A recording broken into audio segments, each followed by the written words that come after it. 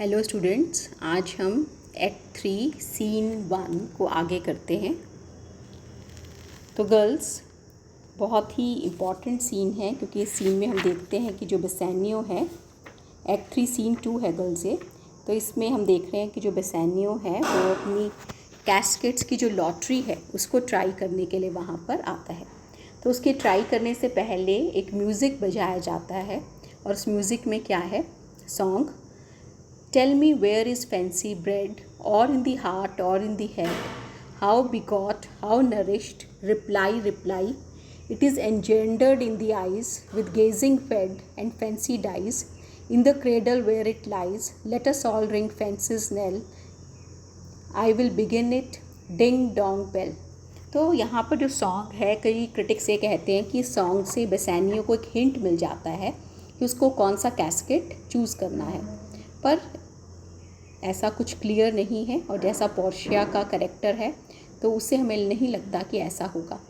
तो सॉन्ग में क्या है, tell me where is fancy bred. अब फैंसी क्या है, that is love, passing and shallow love, गुजरने वाला ओछा प्रेम जो बहुत रियल लव नहीं है। तो फैंसी कहाँ पैदा होता है, ऐसा प्रेम कहाँ पैदा होता है? और इन दी हार्ट और इन दी हेड, प्रश्न पूछा जा रहा है। ये हृदय में पैदा होता है या दिमाग में? हाउ बिगॉट, कहाँ पर ये ओरिजिन है इसका, कहाँ ये ओरिजिनेट हो रहा है? हाउ नरिश्ड, कैसे इसका विकास होता है, कहाँ इसका पोषण होता है? रिप्लाई, रिप्लाई, इसका जवाब दो। It is engendered in the eyes, ऊपर पूछा जा रहा है कि कहाँ पर ये इसका ओरिजिनेशन है। तो ये ना तो हार्ट में है ना हेड में, कहाँ पैदा होता है? आँखों में। It is engendered in the eyes, ये आँखों में ओरिजिनेट होता है। विद गेजिंग फेड, और एक दूसरे को देखने से, लविंग ग्लांसेस देने से ये इसका पोषण होता है। And fancy dies in the cradle where it lies, परंतु ये ओछा प्रेम है, पासिंग प्रेम है, पासिंग एंड शैलो लव है। तो ये इसकी मृत्यु हो जाती है इन द क्रेडल, उसी पालने में जहाँ पर ये रहता है। और ये पालना क्या है? आँखें, आँखों में ही ये पैदा होता है और आँखों से ही इसकी मृत्यु हो जाती है। Let us all ring fancies nail, चलो हम सब फैंसी की डेथ की बेल बजाते हैं। जब क्रिश्चियन लोगों में जब किसी की डेथ होती है तो चर्च में उसकी एक बेल बजती है, डिंग डोंग बेल। तो ये एक इमिटेशन है उस साउंड की, जब किसी की डेथ होती है और तब बेल बजती है। तो कहते हैं कि फैंसी की डेथ के लिए हम बेल बजाते हैं। All ding dong bell, Bassanio. So may the outward shows be least themselves, the word is still deceived with ornament. In law, what plea so tainted and corrupt, but being seasoned with gracious voice, obscures the show of evil. तो ये बहुत ही important passage है। तो बेसैनियो कहता है कि outward shows, जो बाहरी दिखावे हैं, उन पे बी लीस्ट देम से, लीस्ट मीन्स कम से कम होने चाहिए। जो आउटवर्ड अपीयरेंस है, it may differ greatly from the real nature of the substance. तो बाहरी जो चीज़ें हैं वो वास्तविकता से बहुत अलग हो सकती हैं, तो हमें बाहरी चीज़ों पर नहीं भरोसा करना। The word is still deceive with ornament, ornament गहने, आभूषण, शो, दिखावा।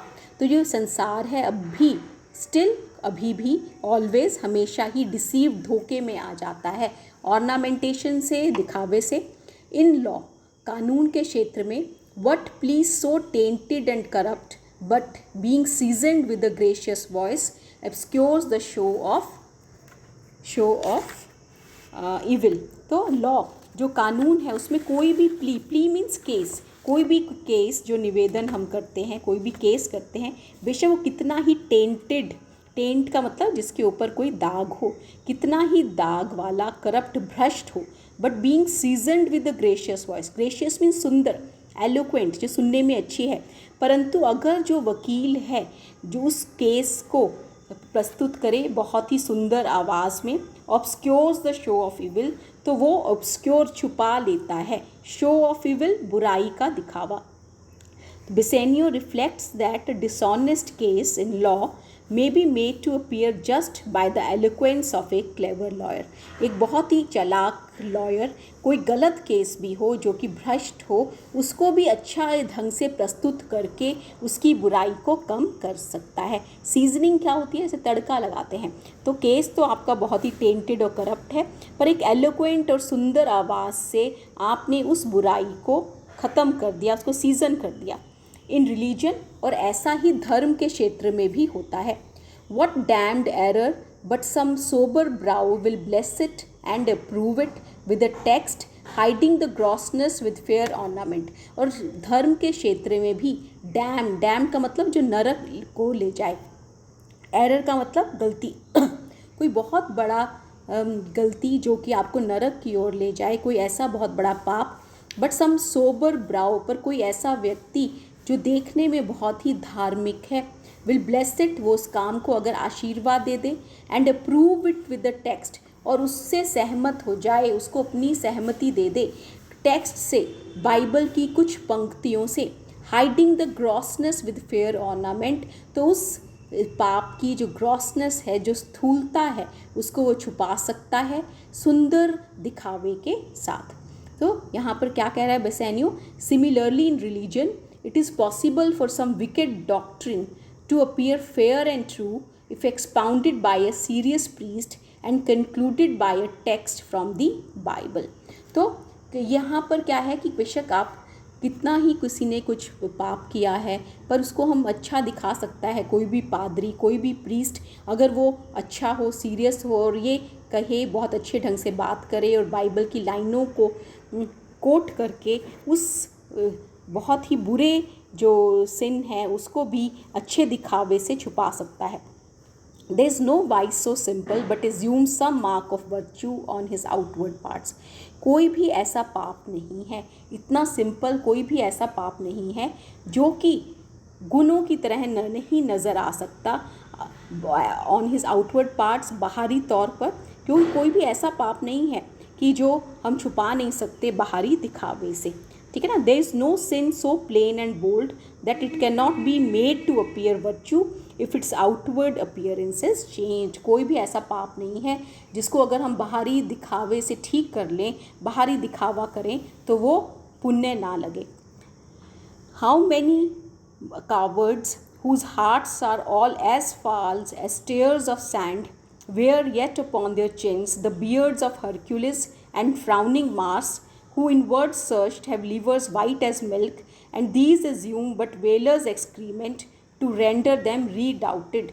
How many cowards, कितने ऐसे कायर हैं, whose hearts are all as false as stairs of sands, जिनके हाथ, जिनके हृदय इतने झूठे हैं जैसे कि रेत की सीढ़ी।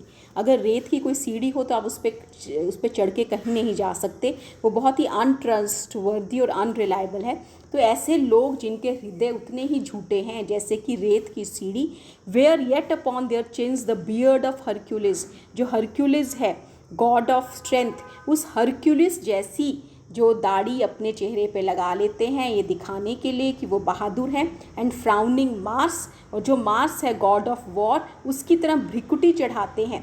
हु इनवर्ड सर्च, पर अगर आप उनको अंदर से टटोलो, have livers white as milk, उनके जिगर इतने सफ़ेद हैं जैसे दूध, मतलब कि वो कायर हैं।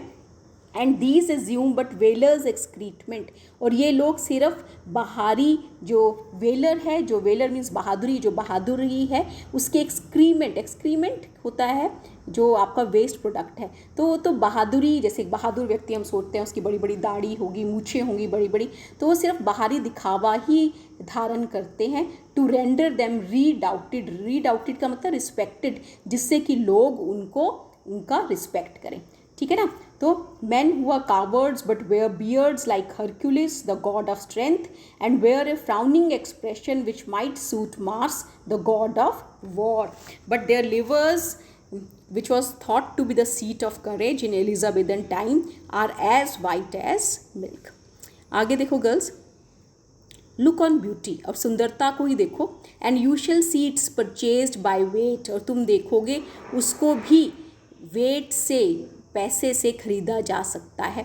विच there in works a miracle in nature, जो उसकी नेचर में, जो आप उसकी स्वाभाविक सुंदरता है, जो उसकी शक्ल है, उसके अंदर एक चमत्कार कर देती है। Making them lightest that wear most of it. और जो सबसे ज़्यादा मेकअप लगाते हैं वो सबसे ज़्यादा लाइट है। यहाँ एक प्ले ऑफ वर्ड है लाइटेस्ट पे। लाइटेस्ट का मतलब हल्का होना। यहाँ हल्का होना मीन्स चरित्र में हल्का होना, मॉरल्स में हल्का होना। तो देखो कि आप ब्यूटी को भी पैसे से खरीद सकते हो। आप किसी केमिस्ट की दुकान पे जाके बहुत सारे पाउडर्स और चीज़ें ले आओ, परचेज बाय वेट, और उससे आपकी जो नेचर है, नेचर का यह मतलब आपकी जो शक्ल है, आपकी जो फिजिकल बॉडी है, उसमें एक चमत्कार हो जाता है। और जो लोग सबसे ज़्यादा लगाते हैं उनके मॉरल्स और करेक्टर भी सबसे हल्के होते हैं। So are those crisp snaky golden locks. ऐसे ही क्रिस्प, आपको पता ही है, बिल्कुल अलग अलग एक एक बाल, क्रिस्पी और स्नेकी गोल्डन लॉक्स, और ऐसे ही सांपों के उसकी तरह गोल्डन सुनहरी जो बाल हैं, उनके बालों के गुच्छे हैं। Which make such wonton gambles with the wind, जो कि वॉन्टन का मतलब लापरवाही से, गैम्बल मीन्स प्ले, जो हवाओं में जो आपकी लॉक्स हैं बालों के, आप क्या कहते हो, लटें, वो जो बालों की लटें हैं वो जो खेलती हैं हवाओं में।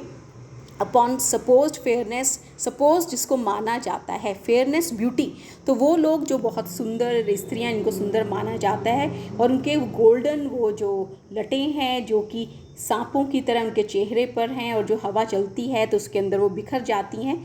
Often known to be dowry of a second head, और ये लटें उनकी अपनी नहीं हैं बल्कि किसी और के सिर के वो बाल हैं। जैसे कि दहेज हम एक जगह से दूसरी जगह लेते हैं, जो वो और उनके सिर के बाल हैं।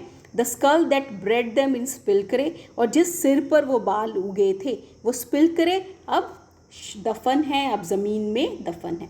Is it clear? तो जो जिस लेडी के असली बाल थे अब वो मर चुकी है, उसके सिर के वो बाल लगा के कुछ लोग दिखाते हैं कि उनके असली बाल हैं। The ornament is but the guiled shore, इसी तरह ऑर्नामेंट जो दिखावा है, गाइल्ड का मतलब ट्रेचरस, विश्वासघाती, उस विश्वासघाती शोर तट की तरह है। टू अ मोस्ट डेंजरस सी, जिसका जो एक बहुत ही खतरनाक समुद्र की तरफ खुलता है। देखने में वो तट बहुत ही सुंदर है, पर आप वहाँ जाओ तो उसके पास बहुत ही खतरनाक समुद्र है। The beauty scarf veiling an Indian beauty, एक बहुत ही सुंदर स्कार्फ जो कि किसी ने अपने चेहरे पर ढका हुआ है। वेलिंग मीन्स ढकना, एन इंडियन ब्यूटी, पर उसका अगर आप स्कार्फ निकालो तो एक इंडियन ब्यूटी मीन्स जिसका रंग काला है, एक ऐसी लड़की नज़र आए। तो जो इंडियन ब्यूटी है वेस्ट इंडियन से है। पहले लोग सोचते थे कि जो वेस्ट इंडिया है वो भी इंडिया है। In a word, the seeming truth which cunning times put on to entrap the wisest, अगर एक शब्द में कहें तो वो सच जो सच नहीं है, सीमिंग सच की तरह नज़र आता है, ऐसा जो ट्रुथ है, विच कनिंग टाइम्स पुट ऑन, जो कि चलाक समय ने अपने ऊपर धारण किया है, टू एंट्रैप द वाइजेस्ट, बुद्धिमान लोगों को पकड़ने के लिए, बुद्धिमान लोगों को बेवकूफ़ बनाने के लिए, वो सच जो सच नहीं है पर उनको भी वो बेवकूफ़ बनाता है। देयरफॉर, इसलिए, दाउ गॉडी गोल्ड, चमकदार गोल्ड सोना, हार्ड फूड फॉर मिडास, जो मिडास के लिए बहुत ही सख्त खाना बन गया था। हार्ड फूड फॉर मिडास क्या है? मिडास एक राजा था जो बहुत ज़्यादा लालची था। उसने देवताओं से एक आशीर्वाद मांगा था कि वो जिस चीज़ को छुए वही सोना बन जाए। तो जब उसने अपने खाने को छुआ तो वो खाना भी सोना बन गया। तो वो गॉडी चमकदार सोना जो कि एक सख्त खाने की तरह था मिडास के लिए, I will none of thee, मैं तुमसे कुछ लेना देना नहीं करना चाहता। नोर नन ऑफ दी, ना ही तुमसे। दाउ पेल एंड कॉमन ड्रज, पेल जिसका रंग सफ़ेद हो, पेल हो, कॉमन एक आम, ड्रज होता है नीरस काम करने वाला। यहाँ पर एक ऐसी चीज़ जो एक हाथ से दूसरे हाथ में जाए, बिटवीन मैन एंड मैन, जो एक आदमी से दूसरे हाथ में, क्योंकि सिल्वर कॉइन्स होते थे, चांदी के सिक्के थे जो कि रुपए या पैसे के काम करते थे। तो तुम जो एक हाथ आदमी से दूसरे आदमी के बीच में पैसे का माध्यम हो, चीज़ों को अदला बदली का माध्यम हो, तुमसे भी मैं कुछ नहीं लेना देना चाहता, मैं तुम्हारे पास नहीं चाहता। बट दाउ मीगर लेड, पर तुम तुच्छ लेड, मीगर मीन्स कम, जो कम नज़र आ रहे हो, lead which rather threatenest than dost promise aught, जो कि ऐसा लगता है कि तुम हमें थ्रेटन कर रहे हो, चेतावनी दे रहे हो, इसके बजाय कि तुम हमें किसी चीज़ का वादा कर रहे हो। Aught means anything. Thy paleness moves me more than eloquence, और तुम्हारी जो ये पेलनेस है, स्ट्रेट फॉरवर्डनेस है, सीधी बात है, वो मुझे ज़्यादा भावुक कर रही है। गोल्ड और सिल्वर की एलोक्वेंस, सुंदर बातों की तुलना में। एंड हेयर चूज आई, और मैं तुम्हारा चुनाव करता हूँ। जॉय विद द कॉन्सिक्वेंस, और इसका परिणाम क्या हो, इसका परिणाम जॉय हो, खुशी हो। पोर्शिया असाइड, अंदर ही, how all other passions fleet to air. अब पोर्शिया को पता था कि उसी में है उसकी फ़ोटो, तो इसलिए वो बहुत खुश थी। उसने कहा कैसे सारी दूसरी भावनाएं हवा हो गई हैं। एज डाउटफुल थॉट्स, जैसे कि शंका से भरे विचार। रैश एम्ब्रेस्ड डेस्पेयर, जिसको जल्दी से हम अपने पास बुला लेते हैं, जिसका जल्दी से आलिंगन कर लेते हैं, ऐसी निराशा की भावना। शडरिंग फियर, ऐसा डर जो कंपा देता है। ग्रीन आइड जेलेसी, और ऐसी ईर्ष्या जो कि ग्रीन आइड है, जिसकी हरी आंखें हैं। ओ लव बी मॉडरेट, जो प्रेम की भावना है वो उसे कहती है कि तुम मॉडरेट हो जाओ, अपने आप को शांत रखो। एले दायक एस्टेसी, तुम्हारे मन में जो ये बहुत सारे पैशंस हैं और फीलिंग्स हैं उसको थोड़ा कम करो। इन मेजर रेन द जॉय, और जो उसके मन में जो खुशी की भावना है वो कह रही है उसको थोड़ा सा वो रिड्यूस करना चाहती है, कम करना चाहती है। स्कांट दिस एक्सेस, ये जो बहुत ज़्यादा खुशी की भावना है वो कहती है इसे थोड़ा कम करें। I feel too much blessings, मैं बहुत खुशी महसूस कर रही हूँ। मेक इट लेस, उसे थोड़ा कम करें। फॉर फियर आई सरफीट, और इस डर से कि कहीं ये ज़्यादा ना हो जाए। सरफीट मीन्स ज़रूरत से ज़्यादा किसी चीज़, कोई चीज़ हो ना, अगर ऐसा हो तो आप बीमार हो जाते हो। बेसैनियो, व्हाट फाइंड आई हियर, मुझे यहाँ क्या मिल रहा है। ओपनिंग द लेडन कैस्केट, वो लेड की कैस्केट खोलता है। फेयर्स पोर्शियाज काउंटरफीट, यहाँ तो फेयर पोर्शिया की नकल है, इमिटेशन है। What Demi God hath come so near creation, कौन ऐसा व्यक्ति है जिसके अंदर दैविक शक्तियाँ हैं, जिसने इतनी अच्छी रचना की है। मूव दीज आइंस, क्या इन आँखों की पुतलियाँ हिल रही हैं। और whether riding on the balls of mind seem they in motion, या मेरी आँखों की पुतलियों के कारण ऐसे लग रहा है कि उनकी पुतलियों में भी मोशन है। हेयर सीवर्ड लिप्स, यहाँ जो लिप्स हैं वो हल्के से अलग हैं। पार्टेड विद शुगर ब्रेथ, और इसको जो अलग कर रहा है वो ब्रेथ, ऐसा सांस है जो बहुत ही स्वीट है। So sweet a bar should sunder such sweet friends, और ऐसी ही स्वीटनेस को, ऐसे फ्रेंड्स को अलग करना चाहिए। Here in her hairs the painter plays the spider and hath woven golden mesh to entrap the hearts of men. तो यहाँ पर बहुत ही एग्जैजरेटेड फ्रेजेस और इमेजेस हैं जो एलिजाबेथन लोग यूज़ करते थे अपनी प्रेमिकाओं को डिस्क्राइब करने के लिए। तो वहाँ वो कंपेयर कर रहा है उसके बालों को स्पाइडर के, मकड़ी के जालों से, और वो कहते हैं कि जो ये जाल है ये गोल्डन मैश है, ये गोल्ड से बना हुआ जाल है। To entrap the hearts of men, जिसके अंदर पुरुषों के हृदय बहुत जल्दी फंस जाते हैं। फास्टर देन नैट्स इन कोवेब्स, जालों में जितने जल्दी छोटे पतंगे फंसते हैं उससे जल्दी यहाँ पर जो मेन हैं उनके हार्ट एंट्रैप हो जाते हैं। But her eyes how could he see to do them, पर उसकी आँखों के साथ वो जस्टिस कैसे कर सकता था, कैसे उसने इन आँखों को बनाया। Having made one methinks it should have power to steal both his and leave itself unfurnished. उसने कहा कि जब उसने एक आँख बना दी थी तो उसमें इतनी शक्ति थी उस आँख में कि वो उसको सम्मोहित कर लेती और दूसरी आँख पूरी ही ना हो पाती। Yet look how far the substance of my praise doth wrong this shadow in underprizing it. फिर भी देखो जिस चीज़ की मैं प्रशंसा कर रही हूँ वो कितनी कम है किसकी तुलना में, जो असली में पोर्शिया खड़ी है। So far this shadow doth limp behind the substance. ये सिर्फ एक परछाई की तरह है जो लंगड़ा के चल रही है वास्तविक पोर्शिया के सामने। Here is the scroll, यहाँ स्क्रोल है। The continent and summary of my fortune. Continent container जिसके अंदर है मेरे भाग्य की समरी। तो I think girls this is enough for today. आप सब लोग इसको ध्यान से